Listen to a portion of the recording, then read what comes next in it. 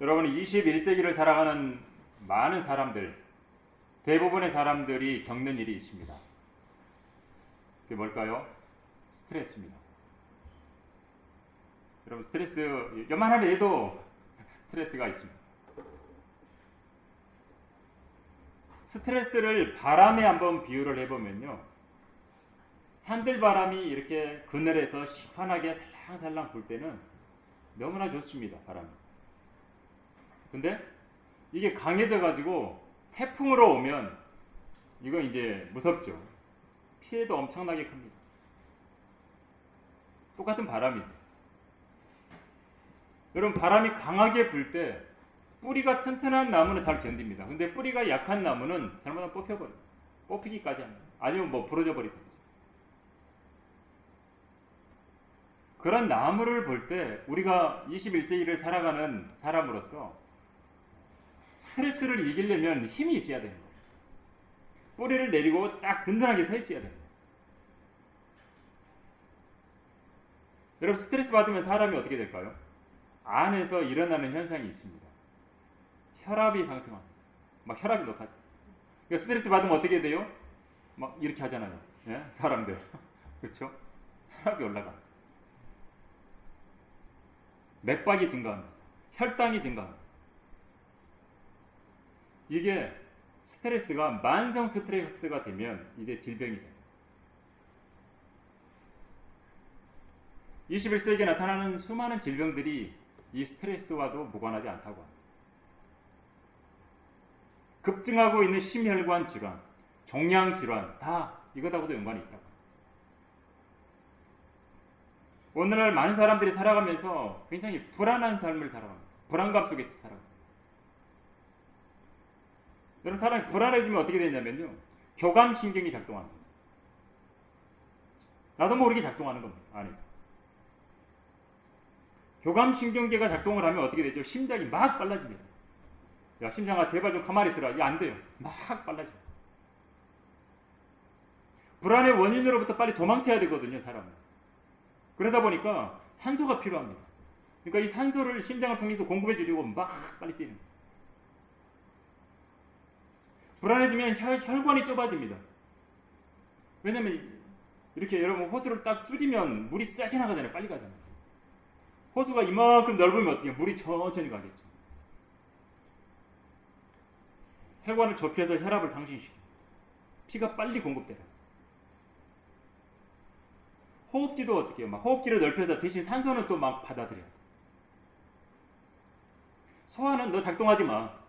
지금 내가 소화시킬 때가 아니야. 그러면 소화기는 작동을 조금 줄여버립니다. 확 줄여버려요. 그러니까 에너지를 그 불안감을 없애는데, 뭐 예를 들어서 호랑이가 나타났어요. 그러면 뭐 피하는데 막 온 신경을 다 쓰게 거기에 집중을 해줘요. 하나님이 이 모든 과정을 만들어 놓으신 우리 몸에서 그렇게 되도록. 근데 요즘에는 어때요? 이 스트레스가 계속해서 오는 겁니다. 계속. 쉴 새 없이 교감신경이 작동하고 있습니다. 계속 심장이 박동이 빠르고. 그러니까 어떻게 돼요? 면역체계가 망가져요. 면역체계. 교감신경계가 작동한다? 그러면 면역체계가 망가지는 거예요. 아드레날린이 막 나오고 스테로이드 호르몬이 나오고 이거는 면역체계를 일단 낮춰버립니다. 그러니까 사람들이 암에 무방비하게 되고 감염에 무방비하게 되고 계속 스트레스를 받고 살아가는 거예요. 계속 교감신경이 활성화돼서 살아가는 거예요. 얼마나 스피드를 요하는 시대입니까? 뭐든지 막 빨리빨리 해야 되고, 회사에서는 또 완벽하게 하라 그러고, 학생들은 얘들도 마찬가지로 공부할 때 뭐 한 문제라도 틀리면 안 되고.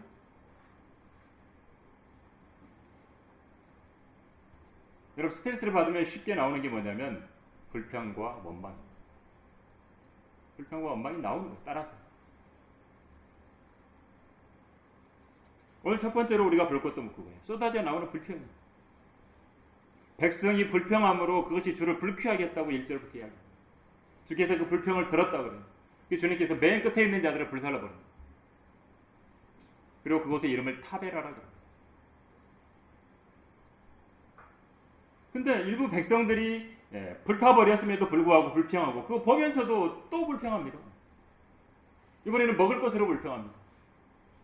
누가 우리에게 고기를 주어 먹게 하지? 우리의 눈앞에는 만나밖에 없구나. 이집트에서 거저 먹었을 때를 그리워하는 거예요. 그때가 좋았다고. 지금 모세를 따라서 광야를 나왔어요. 일단은 뭐 적과 꿀이 흐르는 땅으로 간다 그러니까 너무 막 좋아가지고 따라 나왔는데 광야에 나와보니까 아무것도 없어요. 아무것도. 이거 스트레스를 받은 거예요. 엄청난 스트레스를 받는 게 이스라엘 백성. 괜히 모세를 따라 나왔다 이거. 불평의 원망의 후회를 비롯해서 이 마음 안에서 심리적인 스트레스가 막 올라오는 겁니다. 고기손 옆에 앉아서 먹었던 때, 빵을 배불리 먹었을 때, 그때 그냥 이집트인들의 손에 죽었으면 좋았을 거라고. 거기서 죽었으면 좋았을 거라고. 모세한테 그러잖아요. 아론에게, 모세와 아론에게. 너희가 우리를 이 광야로 데리고 나와서 온 무리를 굶어 죽게 한다고. 이집트에 돌아가면 죽더라도 거기서 배불리 먹고 죽으니까 차라리 거기가 낫겠다. 죽더라도 어디서 죽고 싶은 거예요? 이집트의 고기손 옆에서 죽고 싶은 거예요. 만이라도 배불리 먹고 죽겠다. 이집트에는 생선이 있고 오이가 있고 멜론이 있고 부추가 있고 양파와 마늘이 있다. 여러분 광야에 생선이 있고 오이가 있고 멜론, 부추, 양파, 마늘 광야에 있을 리가 없잖아요. 그런 것들이. 가나안 땅에는 아직 가는 중이고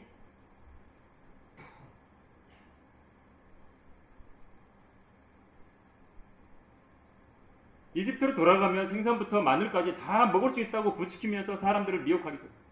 사람들을 생각해요. 아, 이집트로 돌아가면 먹을 수 있을 것 같아. 노예가 돼도 좋으니까 먹는 것만 해결해주면 생선을 먹고 싶다. 근데 이스라엘 백성들이 불평하는 걸 한번 자세히 보면요. 소고기를 못 먹어서 불평한 거는 없어요. 스테이크 못 먹어서 불평한 거는 없어요. 왜 그럴까요? 자기들이 끌고 나온 소가 있잖아요. 자기들이 끌고 나온 양은 있잖아요. 그거 잡아먹으면 되잖아요. 그렇죠? 근데 그거는 자기 거야. 안 먹는 거예요. 하나님 보고 달라는 거예요. 그냥 다. 모세 보고 달라는 거예요. 그냥 고기 달라는 거예요. 우리 소고기 말고 양고기 말고 모세 당신이 고기 달라는 거예요. 자기 거는 아까워서 잡을 수가 없는 거예요. 절대로. 지금 소 양은 있잖아요. 바로 옆에. 근데 왜 고기 타령을 하냐고요. 누가 우리에게 고기를 줘. 찾을 수도 없는 거. 생선 달래요. 생선. 거기 부추가 있어요? 없지. 이스라엘 백성들은 지금 자신들에게 지금 없는 걸 요구하는 거예요. 없는 걸 요구합니다. 광야에서 구할 수 없는 것을 요구하는 겁니다. 지금. 여러분 우리들도 마찬가지 아닌가요? 때로는 지금 구해서는 안 될 것들을 달라고 불평하는 겁니다. 원망하는 거예요. 왜 나에게는 다른 것들을 주시지 않고 지금 이것만 주냐고. 왜 맨날 만나만 주냐고. 가나안으로 지금 가고 있는데 가나안으로 갈 생각을 해야 됩니다. 가나안에 가면 있는데 다른 것들. 지금 현재 편리하게 먹을 수 있는 걸 요구하고 없다면서 불평하는 거예요. 지금. 여러분 정작 이집트로 돌아가면 이집트인들이 가만히 있을까요? 노예인데 채찍질을 가하겠죠. 강제 노역으로 목숨을 잃기도 하겠죠.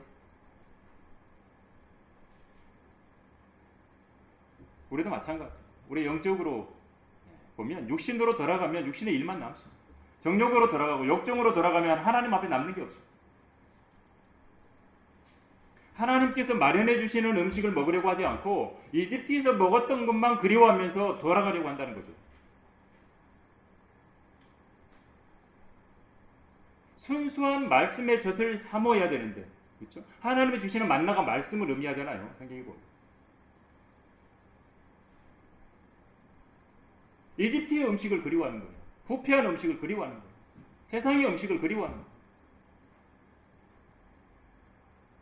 행위 구원을 주장하는 음식을 그리워하고, 율법이 대단함을 자랑하는 음식을 그리워하고, 사람을 높이는 음식을, 그게 입맛이 맞거든요. 근데 그걸 쫓아가면 하나님 앞에서 힘을 잃어버립니다. 분별력을 잃어버려요. 왜? 사람은 먹는 대로 그 사람이 형성이 되거든요. 어떤 음식을 먹느냐에 따라서 그 사람이 형성이 되는 거죠.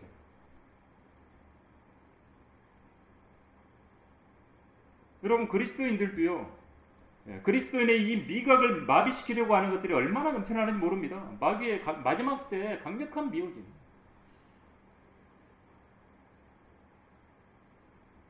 새로운 거리들을 찾아서 돌아다니려고 하면 안 됩니다. 아테네 사람들에게 이야기하잖아요.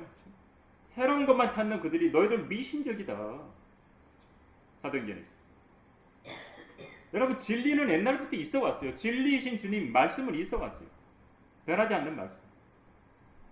성경에 대해서 새로운 해석이 나왔다. 사람들이 우르르 몰려갑니다. 대환란 통과한다더라. 우 몰려갑니다. 어디 가면 대환란을 무사히 통과할 수 있다더라. 우 갑니다. 어디가 나보니까 하더라. 그럼 다 가는 거야. 지금이 대환란이라 그러더라. 와 몰려가는. 여러분, 세상의 실상은요, 자기 자랑만 하는 사람들이 많아요. 자기 돈 자랑하고 그걸 추켜 세우고 자기 업적을 자랑하고 자기의 학식을 자랑하고 머리를 자랑하고 자기의 아름다움을 자랑하고 풍조를 만들어내는 사람들 많습니다. 여러분, 광야에서는 하나님께서 주시는 만나로 만족해야 되는 거거든요. 그 상황이. 그것만이라도 잘 먹고 소화시켜서 그 힘으로 하나님이 가라고 하는 그곳을 향해서 믿음으로 가야 되거든요. 여러분, 만나가 얼마나 맛있었습니까? 오늘 본문에. 그렇죠? 거두어서 맷돌에 갈고 절구에 찢고 철판에, 그렇죠? 철판 요리잖아요. 굽고 뭐 과자들을 만들고 그 맛이 마치 신선한 기름의 맛과 같다. 여러분, 새 기름에 튀김 딱 해가지고 쫙 먹어봐요. 얼마나 맛있습니까?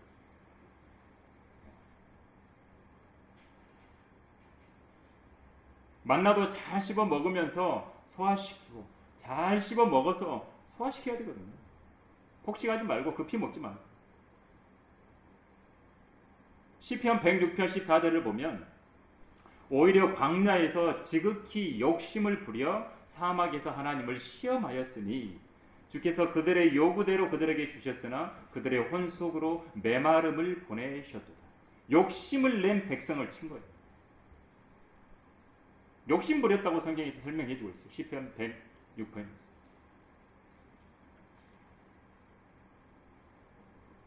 뒤에 보면 이들이 원하는 고기를 메추라기를 주세요. 근데 죽어요. 고기를 가졌어요. 메추라기 가졌는데 그 고기를 입에 넣었어요. 이빨 사이에 있을 때 고기를 씹기 전에 주님께서 이들을 쳤다고 말합니다. 33절 한번 봐보세요. 오늘 민수기 11장 33절. 그 고기가 아직 그들의 이빨 사이에 있어 씹히기 전에 주의 진노가 그 백성에게 대하여 격발하였으니 주께서 심히 큰 재앙으로 그 백성을 치셨다. 아니, 주셔놓고 먹으라 그래놓고 씹히기 전에 또 치시네요. 치셨잖아요. 왜 그랬을까요?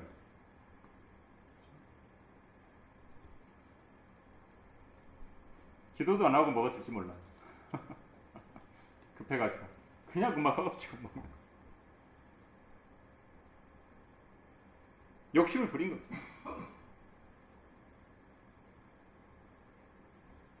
여러분, 어리석은 마음은 헛된 욕망과 정욕으로 가득하면 하늘의 만나 줘도 만족이 안 됩니다. 하나님이 주신 것에 만족이 안 됩니다. 뭔가 자꾸 다른 걸 찾습니다. 비성경적인 걸 찾습니다. 비정상적인 걸 찾습니다. 육신을 인정해 주는 걸 찾아 나섭니다. 여러분, 사람 숫자 많은 어떤 교단이 사람 숫자만 많으면 옳게 하는 거예요? 뭐든지? 아니잖아요. 유아세례 틀렸잖아요. 애기가 뭘 안다고 믿음을 고백하지도 못하는, 세례도 아니고 크리스마스 틀렸잖아요. 거룩해 보이는 걸 찾아 나서. 근데 하나님께서는 혼의 메마름을 남겨버리신다. 혼이 말라버리게 하신다고 표현합니다. 우리는 단순한 믿음을 유지해야 됩니다. 믿음은 들음에서 나오고 들음은 하나님의 말씀에 의해서라고 했어요. 하나님의 마련해 주신 곳, 준비시켜 주신 곳은 젖과 꿀이 흐르는 땅이라고 했어요. 실제로 거기에 가면 시냇물이 흐르고 골짜기들과 작은 산들에서 솟아나는 샘과 깊은 곳이 있는 땅이며 밀도 있고 보리도 있고 포도나무들, 올리브나무들, 무화과나무들, 석류들, 기름, 올리브, 꿀 다 있다 그랬습니다. 부족함이 없이 빵을 먹게 해주신다고 그랬죠. 그걸 기다리지 못한 거죠. 당장 내놓으라는 거죠. 부추 내놓으라는 거죠. 당장. 생선 주라는 거죠.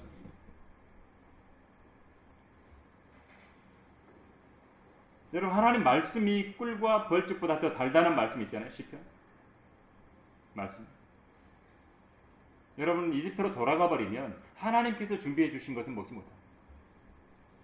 믿음이 없었던 1세대들은 전부 광야에서 다 죽었잖아요. 욕심을 부리고 뒤로 돌아가면 메마라집니다. 말라버립니다. 여러분, 하나님의 은혜 아래에 있는 것이 가장 귀하죠. 하나님 은혜. 두 번째, 불평하면 넘어집니다.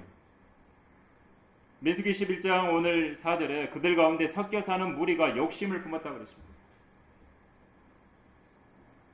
그러니까 이스라엘 백성들이 누가 우리에게 고기를 주워 먹게 하리요 이야기를 하죠. 육신적인 사람은 불평하기를 좋아합니다. 믿음의 뿌리가 깊게 내려가 있지 않으면 불평하게 됩니다. 그리고 우리가 믿는 것들이, 어떤 사람이 뭔가 믿는 것들이 다른 것에 가 있으면 넘어지기 쉽습니다. 다른 걸 신뢰하면 넘어지기 쉽습니다. 직접적으로 잠언 11장 28절에서는 자기의 재물을 신뢰하는 자는 넘어진다 그랬습니다. 자기의 신뢰를 하나님께 두지 않으면 넘어집니다. 이스라엘 백성들이 그래서 대부분 광야에서 넘어졌어요.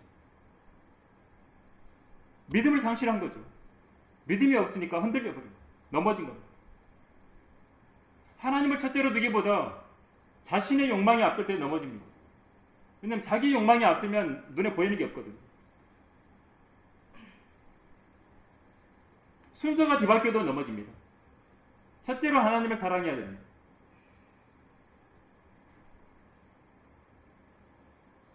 여러분, 그 사람 안에 하나님이 주인이 돼서 서 계시지 않으면 넘어지기 쉬운 거예요. 왜 불평할까요? 불안하니까 불평부터 나오는 겁니다. 이 만나가지고 어떻게 살아갈 수 있을까? 만나만 먹고 어떻게 살아갈 수 있을까? 걱정하는 거예요. 자기가 손해보고 있다고 생각하며 불평합니다. 욕심이 채워지지 않으면 불평이 나옵니다.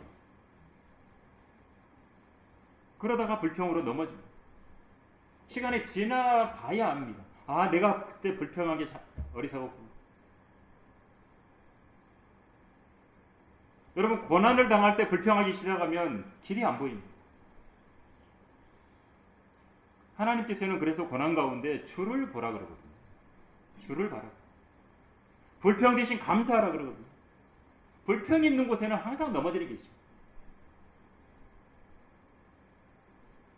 모든 게 어렵고 힘들고 뭐 그런 상황에서 불평하면 불평이 계속 쌓입니다. 여러분, 현대인들 어떻습니까? 평범하게 살아가는 것 같아도 일상 속에서 스트레스가 엄청 쌓입니다. 어떤 주부가 이제 일도 하는 주부인데 남편은 백수예요. 근데 애는 또 말썽꾸러기. 집에는 뇌졸중으로 쓰러진 어머니가 있어요. 친정 엄마를 또 모시고 있어요. 출근하기 전에 반찬 다 차려서 막 이렇게 밥을 먹고 하라고 했는데 일어나서 남편이 또 늦게 일어나가지고 또 반찬 투정도 하고. 얼마나 스트레스 받나. 맨날 콩나물 구워가고 저기 김치밖에 없다고. 그러면 불평하는 거. 스트레스 받죠. 아내는 억울하고 막 일까지 하고 막 다 하는데 스트레스 받죠. 또 출근하면 또 뭐 스트레스를 안 받나요? 막 민원 처리해야 되지, 일을 해야 되지. 집에 오니까 아들이 학교에서 시험 보고 왔다는데 수학 점수 빵점. 빵점 시험지 내미는 거예요. 엄마 열 받는 거, 스트레스 받는 거죠. 그러니까 이게 쌓여가지고 아들한테 화를 내는 거예요. 아들한테. 마음으로만 계속 느꼈던 스트레스가 몸의 문제로 확 바뀌는 거예요. 그래서 어떻게 소화불량 거든요. 두통이 생기는 거, 불면증으로 고생해요. 근데 다른 아주머니가 있어요. 다른 한 분은 마음의 그릇이 좀 커. 똑같아. 백수 남편이 반탄주장하고 직장에서는 스트레스 받고 일을 하고 똑같이 빵점 수학 점수를 받아도 그냥 아무 문제 없이 식사하고 잘 지내요. 아들이 빵점 맞아갖고 왔어. 다음에 열심히 하면 되지 뭐. 네 아빠 닮아갖고 머리 나쁜데 내가 뭐 어떻게 하겠냐. 다음에 잘하면 되지. 두통도 없어요. 소화불량도 없어요. 고린도후서 6장 13절에서는 그래서 우리 보고 마음을 넓히라고. 마음의 그릇이 커지면 스트레스가 들어와도 이게 안 넘치니까 괜찮은 거예요. 여러분 마음을 넓히려면 어떻게 해야 돼요? 강제로 억지로 의무적으로 하면요 계속 스트레스 받고 막 쌓이는 거예요. 어떻게 해야 돼요? 자원함으로 해야 돼요. 즐거움으로 해야 돼요. 기쁨으로 해야 돼요. 감사함으로 해야 돼요. 내가 좋아서 해야 돼요. 그러면 마음이 넓어져요. 여러분 등산을 왜 하는 거예요? 저 왜 히말라야 산맥 막 올라가고 막 에베레스트 산 막 죽자사자 올라가는 거 그 힘든 그대를 왜 그런 거예요? 자기가 좋아서 하는 거예요. 즐거워서 하는 거예요. 그거 누가요? 시켜갖고 한다고 해봐요. 그거 완전 미칠 거예요. 그건 아주. 그 험한 산을 올라가라는 거예요. 여러분 그냥 뭐 이게 우리 803만 하고 뭐 앞산만 하더라도 억지로 가라 그러면 힘들어요. 그렇죠? 근데 억지로가 아니라 막 등산 가는데 막 좋아해요. 막 등산 가기 전에 막 등산화 준비하고 등산 옷 준비하고 막 준비하는 것 자체 그때부터 기분이 너무 좋아. 산에 올라가면서 막 산새 소리도 나고 막 시냇물 소리도 나고 공기도 들이마시고 마음도 시원해지고 산에 올라가가지고 야호 뭐 하고 막 스트레스가 없어져. 감사하고 자원함으로 즐겁게. 여러분 주일날 교회 올 때도 그렇게 와보세요. 그러면 어떻게 돼요? 그렇죠? 너무 좋은 거예요. 산에 딱 올라가서 야호 하고 내려와서 또 맛있는 거 먹잖아요. 그럼 또 너무 좋잖아요. 대부분 뭔가 불평이 있고 불만이 있다. 그 스트레스 받는 상황이에요. 하나님께서는요 그냥 그걸 방치하지 않으시고 그런 스트레스가 있을 때 중화시키는 걸 사람 몸에서 나오게 해주세요. 그게 뭐냐면 엔돌핀. 운동하시는 분, 마라톤 특히 하시는 분들은요 이 황홀경을 경험한대요. 러너스 하이라는 그런 순간이 온대요. 달리기를 시작해서 30분 정도 지나잖아요. 그러면 우리 몸에서는 몰핀, 그 마약보다 10배나 강한 베타 엔돌핀이 나옵니다. 그래서 통증이 없어지고 황홀경을 경험한다. 그러니까 마치 하늘을 나는 것 같아요. 마라톤 하는 사람 30분 지나잖아요. 그러면 하늘을 나는 것 같아요. 꽃밭을 걷는 느낌이라고 그래요. 근데 여기를 너무 또 취해서 맨날 뛰고 달리기만 하면요. 이걸 또 쉴 시간을 안 주면 몸이 망가져버려요. 또 하나는요. 여러분이 주님을 만날 때, 하나님을 만날 때, 예배 드릴 때 엔돌핀이 나온다고 합니다. 여러분이 말씀을 묵상할 때 엔돌핀이 나온답니다. 기도할 때 엔돌핀이 나옵니다.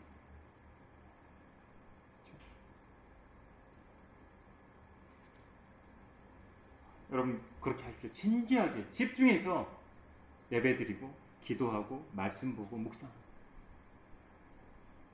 그리고 아무 조건 없이 여러분이 누군가를 섬기고 주님을 섬기고 그렇죠? 주님한테도 뭐 조건 제시하지 말고 그냥 주님 섬긴다. 이웃을 섬기고 섬겨야 될 사람 섬겨. 그러면 그때도 엔돌핀이 나. 하나님은 이런 것까지 다 준비해 주시고. 마지막으로 세 번째, 오늘 본문 23절을 보면 주께서 모세에게 말씀하시기를 주의 손이 짧아졌느냐 이제 내가 내 말이 내게 이루어질지 그렇지 않을지를 보리라 말씀. 모세도 믿지를 못했어요. 하나님이 고기 준다 그러니까. 주의 손이 짧아졌느냐. 예레미야 32장 27절에는 내게 어려워서 못할 일이 있겠느냐라고 말합니다. 하나님의 손길은 어디든지 역사하고 계십니다. 믿음의 사람들이 살아가는 그 깊숙한 삶에 하나님은 항상 개입하고 계십니다. 그 한 사람을 예를 들어보면 요셉이 있죠. 요셉은요, 그 당하는 모든 환경 속에서 불평했고 원망했다라는 게 창세기 읽어보면 한마디도 안 나와요. 한마디도 안 나와요. 원망하고 불평하면 그 사람은 계속 광야에 있는 거예요. 계속. 가나안으로 못 가는 거예요. 그냥 광야만 있는 거예요. 여호수아 칼렙만 제외하고는 아무도 못 들어갔잖아요. 가나안. 불평 원망을 하잖아요. 그러면 자기 스스로를 갉아먹는 거예요. 요셉은 믿음으로 원망 불평을 이겨냈어요. 요셉이라고 불평 원망할 상황이 아니겠어요? 아니 그 자기 형들이 자기를 팔아버렸잖아요. 노예로. 그런 세상에 그런 일이 어디 있어요? 그냥 뭐 우리 그런 심정을 표현할 미치고 환장한다고 표현하잖아요. 뭐 그런 세상의 말도 있죠. 얼마나 미쳐버릴 것 같았겠어요. 근데 성경에 보니까 요셉이 형들을 미워하고 원망하고 이런 거 없어요. 자기 억울함을 믿음으로 잘 다스린 거예요. 포티발 경호대장의 집에 종이 됐잖아요. 노예로 팔렸잖아요. 또 거기서 잘 지내는가 싶은데 또 포티발의 아내가 유혹을 안 해요. 제발 자기하고 동침하자. 가지고 있는 옷 그냥 붙잡으니까 옷 그냥 놔두고 도망가 나갔어.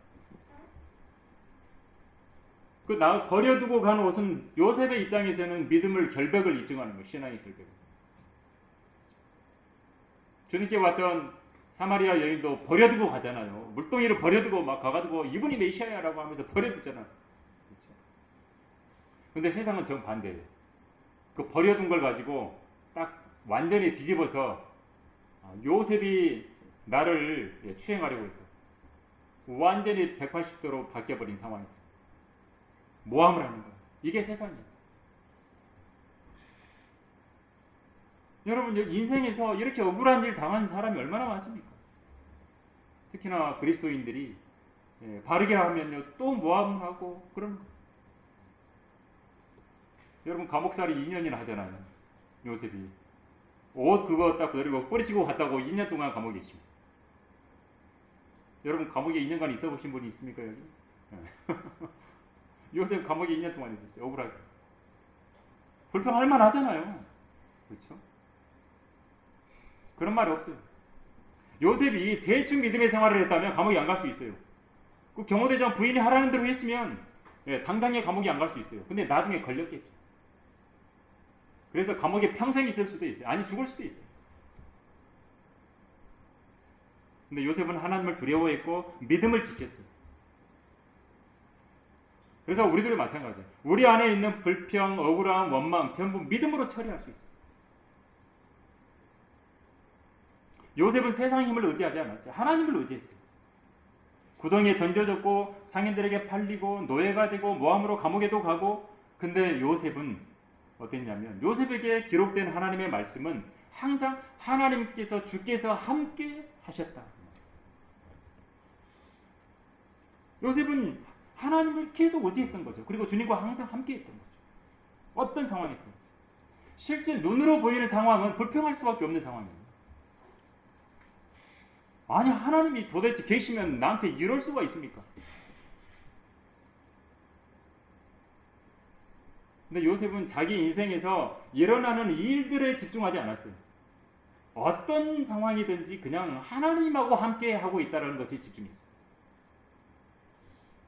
하나님을 신뢰했고 악한 것을 선으로 바꾸시는 하나님을 신뢰했어요. 형들을 나중에 만났을 때도 이렇게 이야기하잖아요. 나를 판 거를 후회하지 말라. 괴로워하지 말라고 형들한테. 하나님께서 생명을 보존하시려고 당신들 앞서 나를 보내셨다. 당신들에게 후손을 보존하시고 당신들의 생명을 큰 구원으로 건지려고 당신들을 앞서 그냥 나를 보낸 거예요. 나를 여기에 이집트에 보낸 것은 당신들이 아니라 형들이 아니라 하나님이라고 이야기합니다. 형들한테. 여러분 우리의 신앙생활도 마찬가지예요. 결국에는 그냥 하나님을 얼마나 신뢰하는가 이거예요. 그래서 하나님을 신뢰함으로 불평보다는 감사함으로 나아가야 된다는 거죠. 성경에는 많은 사람이 그래요. 믿음의 생명. 야곱도 그랬어요. 야곱 처음에는요 대단했어요. 그렇죠? 마지막 생에 살아가면서 하나님께서 보시기에 아름다운 생애를 살지만 그 전까지는 모난 돌이었어요. 어머니 리브카에 대해서 형이 아우를 섬기리라라고 하나님이 약속해 주셨는데도 그거 믿지 못하는 거예요. 신뢰 못하는 거예요. 수단과 방법을 안 가리고 형의 장자권을 뺏어야 돼. 형 받는 축복 내가 뺏어야 돼. 그리고 외삼촌 나반이 있는 곳으로 도망갈 수밖에 없게. 거기 가서 20년간 훈련받아요. 야곱에게는 20년의 시간이 필요했던 거예요. 하나님이 보실 때. 외삼촌도 어때요? 품삯 주는 것도 맨날 받고 10번이나 받고요. 외삼촌 자기에게 유리야. 근데 20년이 지난 쯤에 돼서야 하나님을 신뢰하게 됩니다. 야곱이 처했던 환경도 마찬가지예요. 좋은 환경이 아니었어요. 스트레스 받을 수밖에 없는 상황. 불평과 불만이 많을 수밖에 없는 상황. 근데 하나님은 오히려 그걸 도구로 사용하셔서 야곱을 빚으신 겁니다. 만약에 외삼촌한테 갔어요. 라반한테. 외삼촌 라반이 아이고 우리 조카 왔구나. 니는 아무것도 하지 말고 편하게 있어. 그랬으면 20년이 지났을 때 그런 야곱이 됐을까요? 밖에서? 안 됐을 거예요. 우리 모두에게는 동일한 고난의 학교가 있습니다. 우리 모두 하나님 허락하시고 때로는 원망스럽고 때로는 불평이 나올 만한 그런 상황에 처할 때가 있어요. 왜 나한테 이런 일이 벌어질까? 불평이 생길 만한 상황이 항상 생길 때가 있잖아요. 그렇죠? 근데 그걸 믿음으로 이겨내지 못하면 불평이 나오는 거예요. 그러면 광야 40년 뺑뺑이 돌아야 돼요. 근데 그런 환경마저도 야곱을 볼 때 보니까 하나님이 그렇게 하셨구나 라는 걸 보게 된다. 야곱한테 가장 큰 스트레스가 뭐였어요? 형이었어요. 형 만나면 자기 죽는 거야. 얼마나 무서웠으면 그 앞에 자식들 다 막 아내들 막 따로따로 다 순서대로 보내면서 선물 막 보내고 자기는 맨 마지막에 남아가지고 야복 여울가에서 하나님 만나가지고 막 씨름하고 막 싸우고 있는 거예요.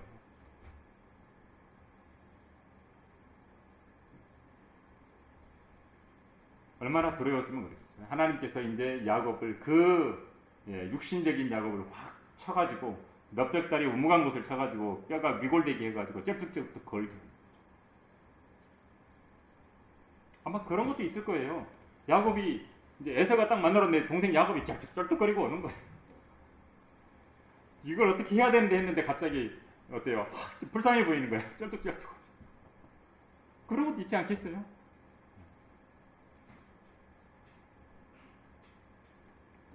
야곱이 하나님의 말씀을 믿기만 했다면 형에게서 그걸 안 뺏었어도 하나님 다 주셨을 거예요. 왜냐하면 요셉의 아들을 야곱이 축복하는 게 창세기에 나와요. 마지막 부분. 요셉의 큰아들이 므낫세예요. 둘째가 에프라임이에요. 근데 요셉은 자기 큰아들에게 오른손 얹어달래. 근데 야곱은 하나님이 강력하게 역사하셔서 자꾸 손을 이 동생한테 오른손을 뻗는 거예요. 이렇게. 요셉이 아니 아버님 이거 아니 이쪽으로 하세요. 아니야 나도 안다 아들아 나 알아. 그리고 동생한테 오른손을 얹어. 자기의 형하고 축복 얻는 거 이런 거 좀 이렇게 오버로 되지 않았겠어요? 생각이 되지 않았겠어요? 막 그렇게 안 했어도 하나님이 강력하게 하셔서 이렇게 하게 하시잖아. 지금 자기가 손을 뻗어서 축복하는. 에프라임과 므낫세가 싸웠다는 말은 없어요. 동생한테 오른손을 얹었어요. 근데 야곱 자기가 수단과 방법을 안 걸 뺏으려고 하니까 이제 그런 사단이 났던 거죠. 근데 야곱이 자기 인생이 힘들었던 게 예서 때문이라고 생각하며 살았을 거예요. 근데 자기가 하나님의 강한 손길을 경험하면서 손자 축복을 할 때 오른손을 동생한테 얹게 되는 걸 보면서 깨달았겠죠. 아, 형 때문이 아니구나. 나 때문이구나. 자기가 잘못한 걸 깨달았지 않겠어요? 우리도 마찬가지예요. 우리가 고난이 있고 힘들고 원망이 오고 스트레스를 받고 불평이 나오고 원망이 나올 때 그 원인이 자꾸 다른 데 있다고 생각해요. 남편 때문에, 아내 때문에, 자식 때문에, 또 자식들은 부모님 때문에, 친구 때문에, 이웃 때문에, 친척들 때문에, 직장생활하면 사장님 때문에. 그렇죠? 근데 실은 누구 때문에요? 자기 때문이에요. 나 때문이에요. 나. 내가 오히려 상처를 입히고 내가 스트레스를 주고 돌아온 게 스트레스가 나한테 돌아온 거예요. 하나님께서 환경을 허락하십니다. 우리는 항상 봐요. 환경을 조성하시는 분은 하나님이에요. 우리가 살고 있는 세상 환경 조성되어 있잖아요. 하나님께서. 불평이 나올 수도 있고 원망이 나올 수밖에 없는 상황, 스트레스를 받는 상황. 근데 그것을 피해서 그것만 없어지면 될 줄 알아. 내가 막 공부해가지고 막 좋은 학교 들어가고 좋은 대학 들어가고 좋은 직장 들어가면 스트레스가 없을 거라고. 그런 일이 원망도 없고 불평이 없는 아주 탄탄대로를 걸을 거라고. 아니에요. 인간은요, 에덴 동산에 쫓겨난 다음부터는 항상 고난이 있어요. 고통이. 근데 하나님은 뭐라고요? 그렇게 힘든데도 너 그리스도의 향기를 내요. 막 그런 환경에서도 너 그리스도의 향기를 내야 돼. 힘들어지는 환경만 벗어나려고 하면 될 수가 없어요. 그 환경에서 주님을 찾으면 돼요. 요셉이 주님과 함께 동행했더라. 그것처럼 주님을 찾으면 돼요. 더 나은 환경만 찾으려고 하지 마요. 여러분, 지구를 떠나지 않는 이상 우리는 사람하고 부딪히고 살아야 돼요. 그렇죠? 심지어 하나님 뭐라 그래요? 원수 사랑하래요. 원수를 사랑하라 그래요. 너희들 미워하는 자들에게 더 잘해주래요. 저주하는 자들을 축복하래요. 너희를 천대하는 자들을 위해서 기도해 주래요. 아버지께서 자비로운 것처럼 너희도 자비로우래. 그런 힘들고 어렵고 고난이 있지만 그리스도인으로서 성숙하게 성장하려면 이게 필요하다고 하시는 거예요. 하나님께서. 결론적으로 모세가 얼마나 힘들었으면 하나님께 아까 우리 본문 읽었잖아요. 나 죽여달라고. 그렇죠? 죽여달라고. 모세가 그래요. 주께서는 어찌하여 주께서는 주의 종을 괴롭게 하십니까? 지금 말로 하면 스트레스를 받을 거예요. 너무 괴롭습니다. 아니 내가 이 많은 백성들에게 200만 명이나 되는 백성들에게 어디서 고기를 줍니까? 백성들이 자기들 장막 문에 앉아갖고 울고 있는 거예요. 고기 먹고 싶어 고기 하고 울고 있는 거예요. 고기 주세요 하고 울고 있는 거예요.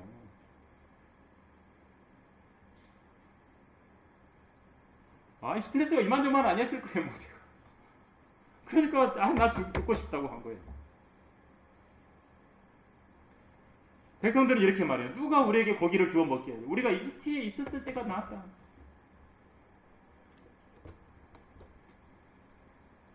하나님은 근데 뭐라고 하냐? 너희 가운데 계신 주를 멸시하고 하나님 앞에서 울며 말하기를 우리가 어째 이집트에서 나왔던가 백성들이 말을 했다고 표현하고 있습니다. 사람들은 그래요. 우리가 절에 다닐 때가 좋았다. 그럴 수 있잖아요. 나 이슬람에 있었을 때가 좋다고. 나는 신천지에 있을 때가 좋았다고. 나는 여호와증인 다닐 때가 좋았다고. 난 장로교 다닐 때가 좋았다고. 나는 카톨릭에 있을 때가 좋았다고. 왜? 거기에 가면 그렇게 막 사람들 엄청 많잖아요. 많은데. 성경적으로 틀린 걸 하는 데가 하더라도 그렇죠? 사람도 많고 친목 모임도 많고 뭐 그렇죠? 좋아. 좋은 게 많이 있어. 제가 그렇게 몇 년 동안 성경 공부를 가르친 분이 있는데 성별을 못해. 왜? 거기 사람들 모임이 있고요. 막 못 나온대. 안 나오겠대. 진리를 다 알았는데도. 이스라엘 백성들이 거기는 생선도 있고 오이도 있고 멜론도 있고 부추도 있고 양파도 마늘도 있는 거죠. 그런 걸 찾는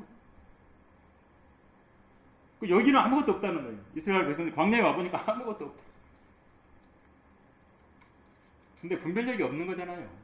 그렇죠?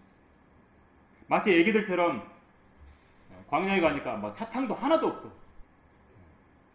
여기 나오니까 사탕도 없고 달콤 새콤도 없고 아무것도 없어요.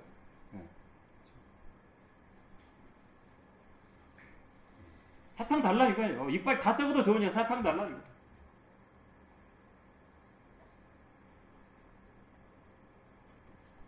내 가려운 길을 즐겁게 해주는 선생들이 많이 있는 거, 거기 듣기 좋은 소리 많이 하잖아. 거기가 좋아. 근데 여기는 아무것도 없어. 이렇게 할 수 있는 거. 광야에 가보니까 아무것도 없어.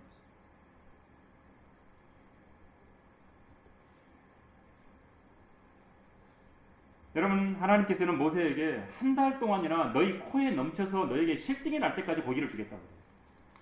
그러면서 하시는 말씀이 주의 손은 짧아지지 않았다. 모세도 못 믿는 거였어요. 사람들은 조금만 환경이 힘들어지면 불평하고 원망합니다. 심지어 하나님을 원망합니다. 근데 하나님은 전지전능하신 분입니다. 매출하기를 주시는 거예요. 이스라엘 진영 옆에 떨어지게 하시는 거예요. 이만큼 쌓아주시는 거예요. 매출하기를 아예 그냥 산더미처럼 쌓아주시는 거예요.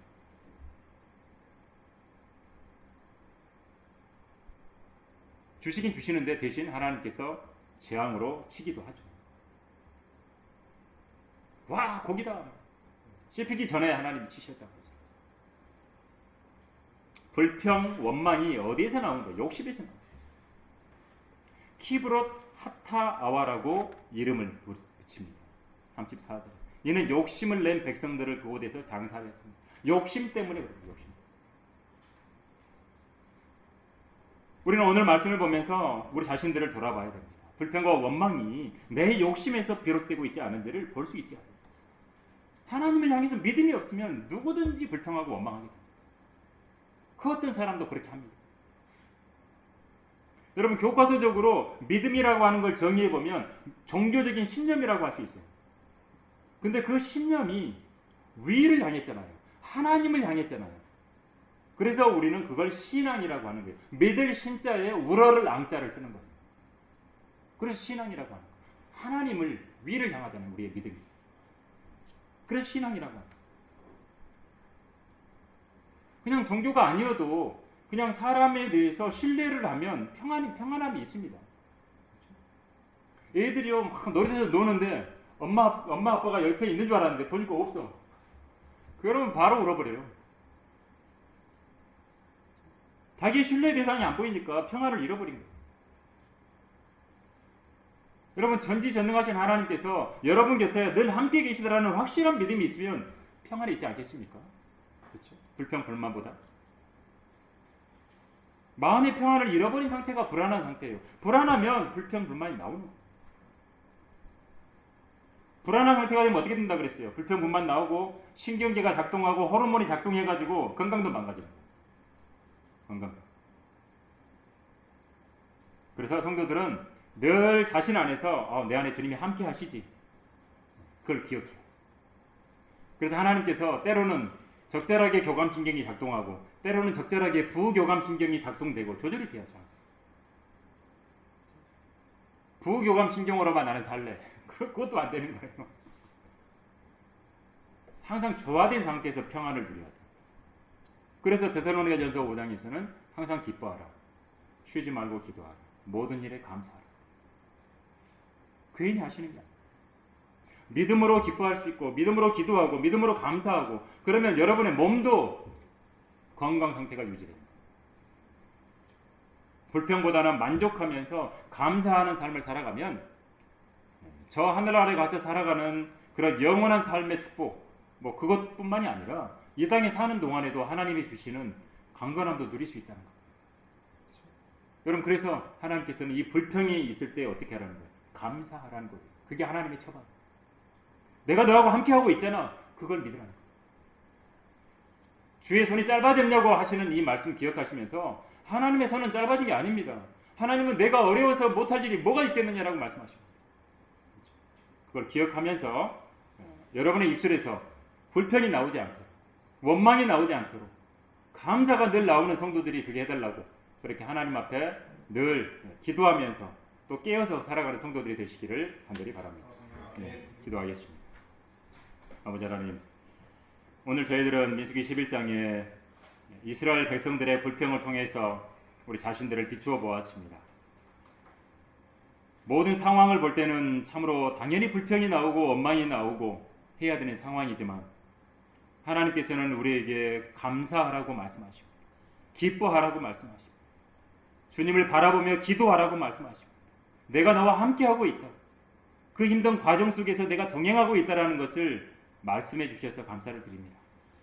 우리의 삶의 자세와 우리의 마음의 자세들이 오늘 말씀을 통해 다시 한번 하나님 원하시는 모습으로 변화되고 불평보다는 감사가 넘치는 저희들이 되게 하여 주시옵소서. 그렇게 다시 한번 마음에 결심하는 시간이 될 수 있도록 그렇게 주님 앞에 나와 또 간절하게 결심하는 또 헌신하는 시간 될 수 있도록 도와주시옵소서.